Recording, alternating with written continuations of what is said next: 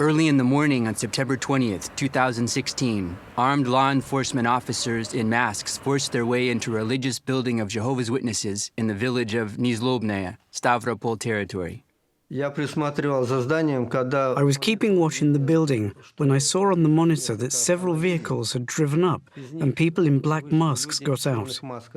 They jumped over the fence and broke the lock on the gate. They drove their vehicle into our property and began using a circular saw to cut the entry door. They cut the hinges and entered the building. When they saw me, they said, "Hands out of your pockets and go outside." The security camera footage shows the officers spreading out in the building.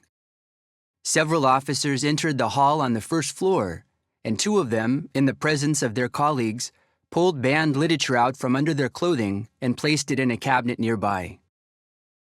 We regularly inspect our religious building to make sure there are no strange items or banned literature. As usual, an inspection had been made the night before, and there was nothing in this cabinet. It was empty. But the security camera footage clearly shows officers supposedly seizing literature from this part of the cabinet while the other shelves were still empty. The law enforcement officers also seized audio and video equipment. When the representative of the building's owner arrived, the officers did not permit him to participate in the search.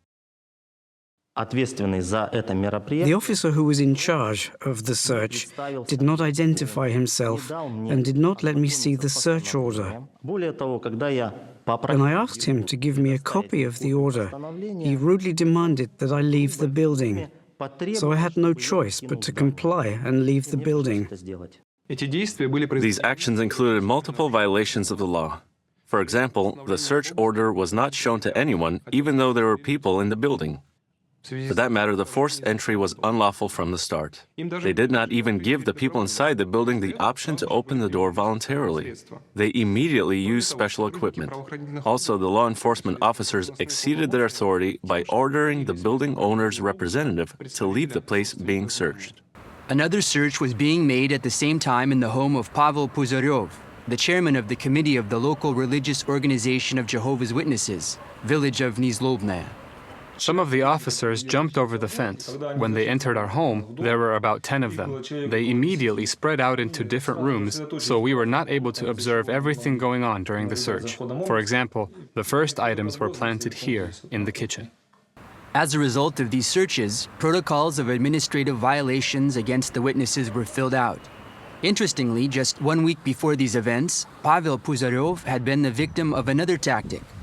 Someone had posted flyers, supposedly from him, in college buildings.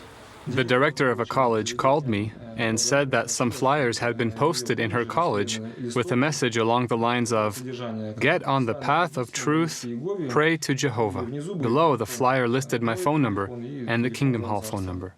Jehovah's Witnesses believe that this demonstrates the intent of the authorities to ban the local religious organization of Jehovah's Witnesses, which has operated legally in the village of Nezlobnaja for 17 years. The last time homes of Jehovah's Witnesses in Nezlobnaja were searched was in 1985. Back then, Jehovah's Witnesses knew that law enforcement officers could come at any time and seize their Bible or their Bible literature. History is repeating itself. But now, in 2016, even if you don't have anything banned, it can be planted in your possession. There have been no fewer than 60 incidents of planted and falsified evidence, and in most cases the worshippers could only throw up their hands helplessly. However, when the planting of evidence is recorded on video, incidents such as this one in Nezlobnaja reveal the sad truth. The evidence is planted by the very ones who should uphold law and order. It is on their conscience. It is their responsibility before God and man.